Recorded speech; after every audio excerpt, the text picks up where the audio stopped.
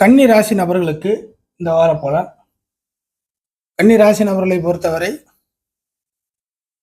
இந்த வாரத்தில் செவ்வாய் கூட புதன் சேரக்கூடிய ஒரு வார அமைப்பாகவே இந்த மாதம் அமைகிறது.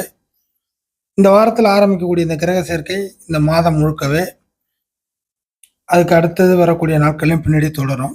ஸோ இந்த வாரத்தை பொறுத்த வரைக்கும் சில விஷயங்களை நீங்கள் மாற்றி செய்வதற்கு உண்டான மாற்றி செய்வதற்கு உண்டான சில ஏற்பாடுகள் நடக்கக்கூடிய ஒரு வாரமாக இருக்கும். இந்த மாற்றி என்பது நீங்கள் இது வரைக்கும் ஒரு ஐடியா பண்ணிட்டு இருப்பீங்க.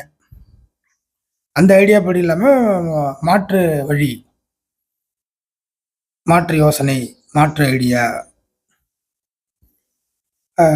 இது வரைக்கும் சண்டைக்காரங்களை போய் சந்திக்காத சூழ்நிலையாக இருந்தால் கூட இப்போதைக்கு சில தேவைகள், சில நிகழ்வுகள் நடப்பதற்காக சண்டை போட்டாலும் பரவாயில்லன்னு சொல்லிட்டு சில நபர்களோட நீங்கள் சேரக்கூடிய அமைப்புகள் உருவாகும்.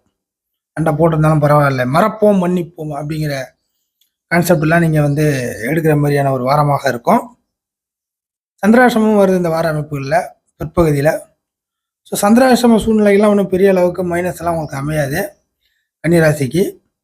காரணம் பௌர்ணமிங்கிற அமைப்பை ஒட்டின மாதிரி தான் சந்திராசிரம அமைப்புகள்லாம் வருது.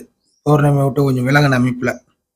ஸோ அந்த பௌர்ணமி விட்டு விலகின சந்திரன் புதன் கூட எல்லாம் பார்வையில் வர்றதுனால சந்திராசிரமம் நடக்காது. மாறாக ரிவர்ஸாக நடக்கக்கூடிய விஷயங்கள்லாம் உங்களுக்கு பாசிட்டிவாக நடந்துடும்.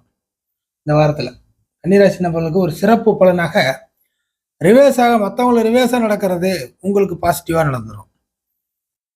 புரியுதுங்களா? இதுதான் மேஜர். சின்ன விஷயமா இருக்கும். சின்ன விஷயத்த அந்த கிளியர் பண்ணிட்டீங்கன்னா டக்குன்னு நீங்கள் ஏதாச்சும் ஒரு விஷயத்தில் ரிலீஃபாக வருது.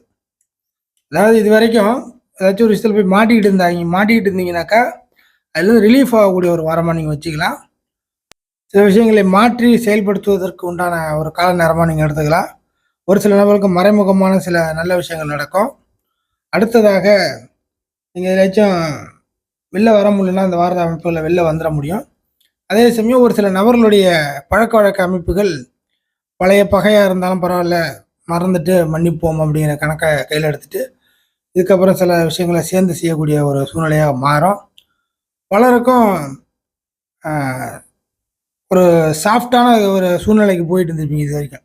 சாஃப்ட் நேச்சர் கன்னிராசி நபர்கள் ஒரு அமைதி மார்க்கம், சாஃப்ட் நேச்சர் அப்படிங்கிற அமைப்பில் போயிட்டு இருந்த கன்னிராசி நபர்கள் இந்த வார அமைப்புலேருந்து திடீர்னு ஒரு ஃபயர் மோடுக்கு மாறக்கூடிய அமைப்புகளில் மாறுவீங்க. ஃபயர் மோடு, சாஃப்டாக இருந்த நீங்கள் ஃபயராக மாறுவது அப்படிங்கிற சில உடல் ரீதியான சில மாற்றங்கள், மனசு ரீதியான மாற்றங்கள், மைண்ட் ரீதியாக மாற்றங்கள்லாம் இந்த வாரத்தில் நடக்கும். ஸோ கன்னிராசி நபர்களுக்கு ஒன்றும் பெரிய தொந்தரவுகள்லாம் இருக்காது.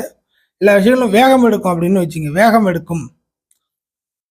நெருப்பில் அடுப்பில் போட்டோம்னா ஒரு விஷயம் எப்படி டக்குன்னு ஃபயர் ஆகுது, அந்த விஷயங்கள் அடுத்த ரியாக்ஷன் ஆகுதுல, ரியாக்ட் பண்ணக்கூடிய ஒரு சூழ்நிலைக்கு மாறுது இல்லையா? அந்த மாதிரியான ஒரு சூழ்நிலைக்கு கன்னிராசி நபர்கள் வரப்போறீங்க.